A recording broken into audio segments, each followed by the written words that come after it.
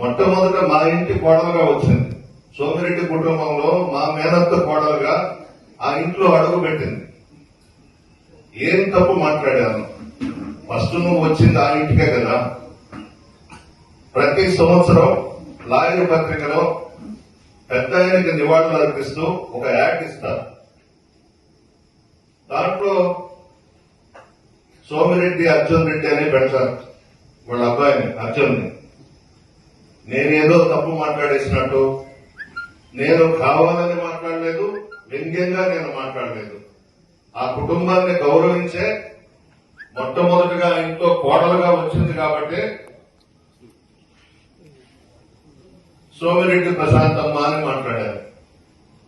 నాకు కూడా తెలుసు, మీరు కూడా మాట్లాడుంటారు. ఇరు కుటుంబాల అంగీకారంతో నేను వేమిరెడ్డి ప్రభాకర్ రెడ్డి గారిని పెళ్లి చేసుకున్నానని చెప్పావు చెల్లెమ్మ. నాకేం తెలియక కాదు.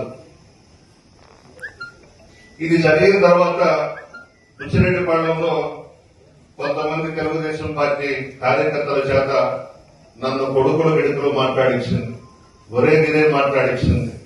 అవన్నీ నాకు ఆశీర్వచనాలే.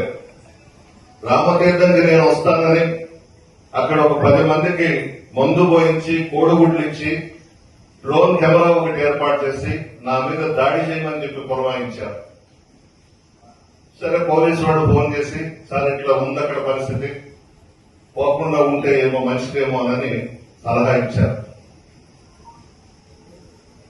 చాలా తీవ్రంగా రెచ్చిపోయింది డయాస్ మీద కోవూరులో. ఎందుకు ఆవేశం, ఎందుకు అంత కోపం? రాజకీయ నాయకుల్లో అంత ఆవేశం, అంత కోపం పనికిరాదు.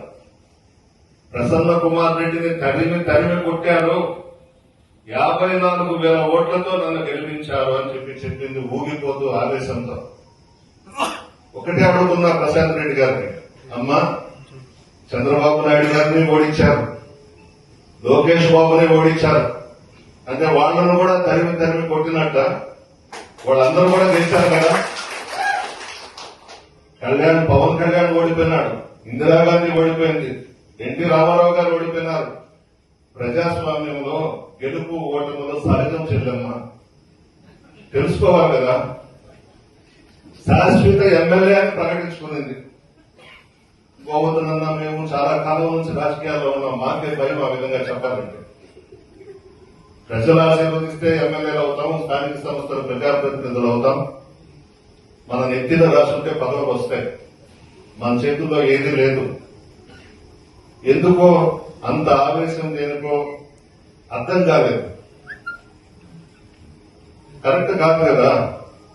ఎవరు మాట్లాడుతున్నారు? మేమైతే మీ జోలికి రావడంలా, మీరే రెచ్చగొడుతున్నారు. ఏంది పట్టమట్టి? ఏంది? ఎన్ని కార్యక్రమాలు చేశాం? గోవర్ధనంలో ఎన్ని పథకాలు చేశాడు సర్వేపల్లి నియోజకవర్గంలో? ప్రతి గ్రామంలో మనం చేసిన అభివృద్ధి కార్యక్రమాలు ఉన్నాయి కదా. ఆ తెలుగుదేశం పార్టీ నాయకులైనా మా చెల్లెమ్మకి చెప్పాలి కదా, అమ్మ చేసినవన్నీ వాళ్లేను, మీరు ఆ మాట మాట్లాడబాకండి. అదొక పెద్ద ఆరోపణ అయిపోయింది. ఆడేడో తక్కువ వ్యాపారం చేశానని అన్నానంట.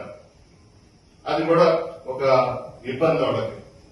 మీరే కదా అన్ని మాట్లాడేది, మీరే. రుక్మిణి కళ్యాణ మండపంలో ఈ మధ్యన మీటింగ్ పెట్టాం. ఆ మీటింగ్ లో ఏం చెప్పాను? స్థానిక సంస్థల ఎన్నికల్లో తెలుగుదేశం పార్టీ వాళ్ళని చూసి వైఎస్ఆర్ కాంగ్రెస్ పార్టీ వాళ్ళకి వణుకు పుట్టాలని మాట్లాడింది మీరే, మా చెల్లెమ్మే మాట్లాడింది. దానికి సమాధానం చెప్పా. మన గోవర్ధన్ ఏదో జిల్లాలో రాజకీయాలు తీసుకుని ఏదో ఒక 5 నిమిషాలు అన్న మాట్లాడినాడు. దానికి రెచ్చిపోయింది. ఏం మాట్లాడింది?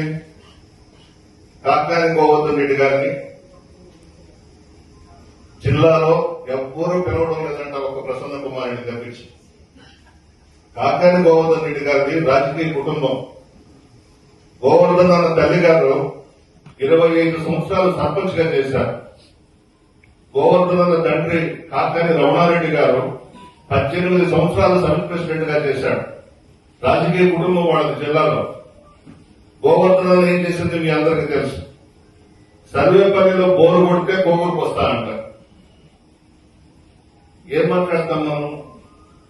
ఈ మధ్యన బిఎల్ఎస్ మీటింగ్ జరిగితే ప్రతి నియోజకవర్గంలో గోవర్ధన్ అటెండ్ అయినాడు. ఒకటే చెప్తున్నా, మా మధ్య విభేదాలు లేవు. నెల్లూరు జిల్లాలో గోవర్ధన్ రెడ్డి గారి నాయకత్వంలో అందరం పనిచేస్తాం. స్థానిక సంస్థల ఎన్నికలు వచ్చినా, అసెంబ్లీ ఎన్నికలు వచ్చినా, ఎంపీ ఎలక్షన్స్ వచ్చినా కాకాని గోవర్ధన్ రెడ్డి గారి నాయకత్వంలో అన్ని కూడా గెలుచుకోబోతా ఉన్నాం. ఎందుకు ఆవేశపడుతున్నారు? ఏంది ఆ కోపం ఏంటి? ఆ ఉనికిపోవడం ఏంటి?